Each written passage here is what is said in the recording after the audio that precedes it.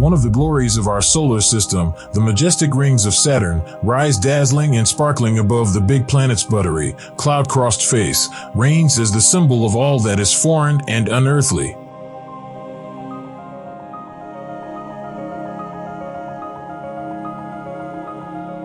Saturn is undoubtedly stunning due to its roughly 300,000 kilometers long rings, which are made up of numerous ice particles varying in size from microscopic to mobile home. But they are one of the longest-lasting mysteries in planetary science, going beyond simple ornamentation. Simply put, scholars disagree on the formation of the rings as well as their age. With Saturn's bangles emerging around 4.5 billion years ago, when turmoil and collisions shaped much of what we see now, are they a primordial feature of the solar system? Or did they just emerge? The solution is crucial for researchers trying to understand planetary rings and reconstruct the history of the solar system, but it could also have far-reaching effects on astrobiologists who are trying to determine whether alien life could exist beneath the icy crust of Enceladus, a small inner moon of Saturn whose submerged, global sea is one of the best places to look for biology beyond Earth. The greatest data to settle the argument, albeit not conclusive, came from NASA's Cassini mission, which orbited Saturn from 2004 to 2017. Many scientists now think that Saturn's rings are remarkably young, having formed possibly just 100 million years ago, when dinosaurs still roamed the Earth. This means that, when viewed through some Saurian telescope, Saturn may have appeared strangely devoid of rings. This is based on Cassini's measurements of the ring's mass and brightness. However, not everyone is convinced. According to some detractors, it would be extremely difficult to create such vast rings in the comparatively calm solar system of today and yesterday. I have nothing against youthful rings. According to Luke Donis of the Southwest Research Institute, a ring expert, I just think no one has found a very credible approach to make rings. It needs an unlikely occurrence. A decade old controversy. The current controversy concerning the origins of Saturn's rings dates back several decades, primarily to the first up-close survey of the system conducted by the interplanetary Voyager 1 and Voyager 2 missions.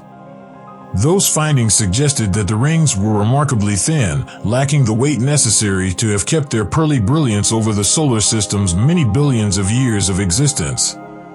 The rings appeared to be quite young, but theorists were unable to come up with a mechanism to account for their recent development. Then Cassini arrived. The spacecraft made 24 risky dives between Saturn's cloud tops and the innermost edge of the ring system as the mission came to a conclusion. Cassini meticulously calculated the mass of the rings as it threaded that needle, arriving at a figure that was comparable to Voyager's, nearly half the mass of Mimas, a tiny icy moon that bears a striking likeness to the Death Star space station from Star Wars. But that only tells a portion of the tale. The spacecraft also skimmed the borders of the rings earlier in its mission, collecting dust and other particles to determine how much dark material the structures absorbed from their environment, another essential criterion for determining their age.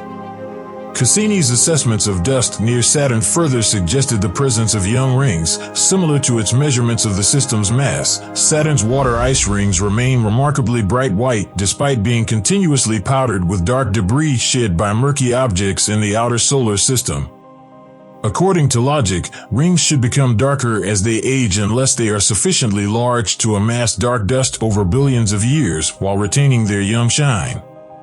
The pollution argument for young rings is how Robin Canup of the Southwest Research Institute refers to this body of evidence. The fact that the rings are bright suggests that they haven't been effectively contaminated, at least based on what she can see of the evidence. Additional evidence indicates that the rings are constantly shedding material as well as absorbing large amounts of it, causing showers of frozen particles to enter the planet's atmosphere. In fact, it appears that Saturn's most unique characteristic may be surprisingly fleeting, given that one estimate claims such showers might deplete the rings within 300 million years.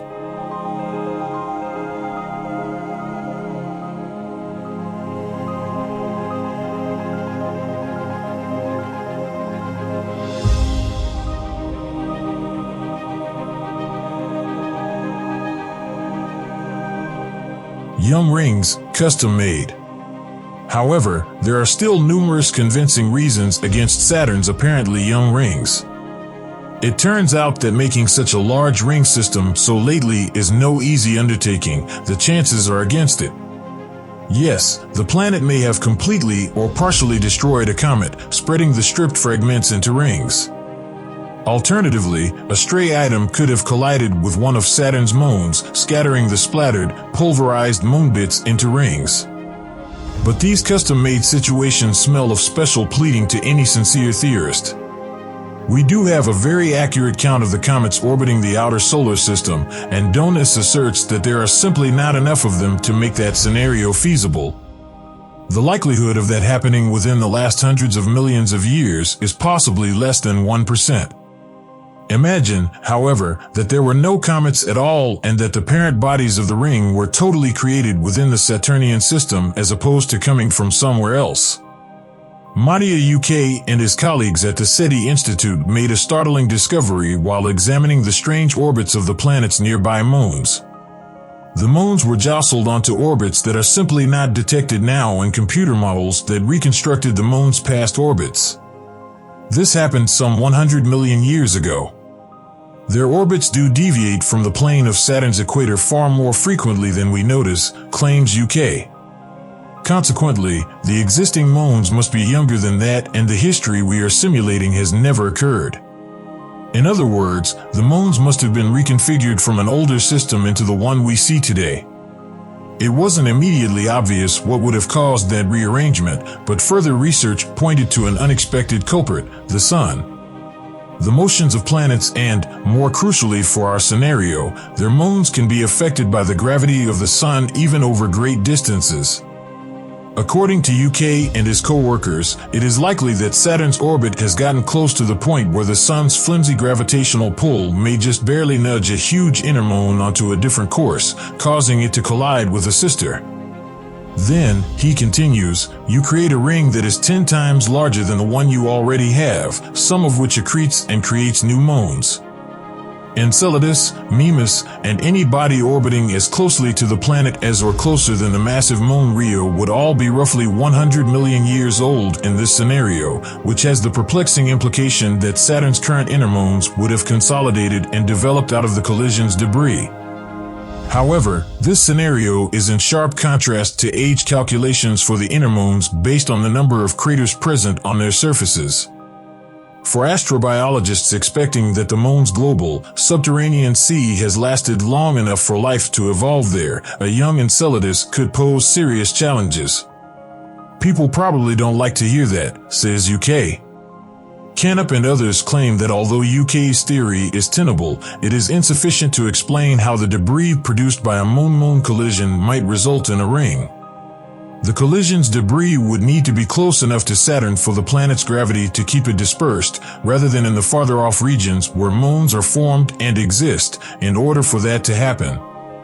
How do you get the debris left behind from that kind of impact back into the ring system's low orbits, and how do you make it all ice? Asks Canup. The truth is that older rings are simply simpler to create. The planets launched smaller bodies throughout the solar system during the billions of millions of years it took them to settle into their current locations, much like jittery, overcaffeinated pool players. Therefore, according to Canup, the most plausible theory is that a long-ago catastrophe ornamented the previously ringless globe, and scientists should reevaluate their pollution argument for young rings.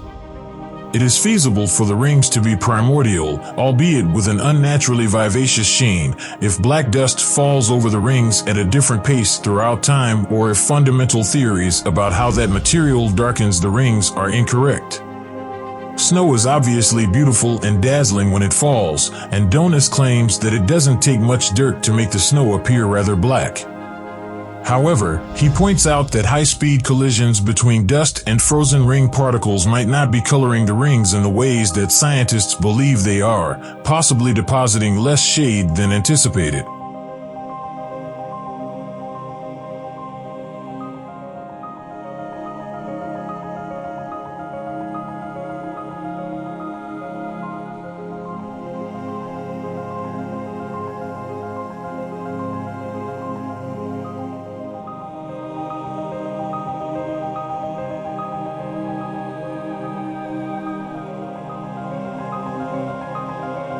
That was for today. Thank you for staying with us. Don't forget to like our video and subscribe to our channel.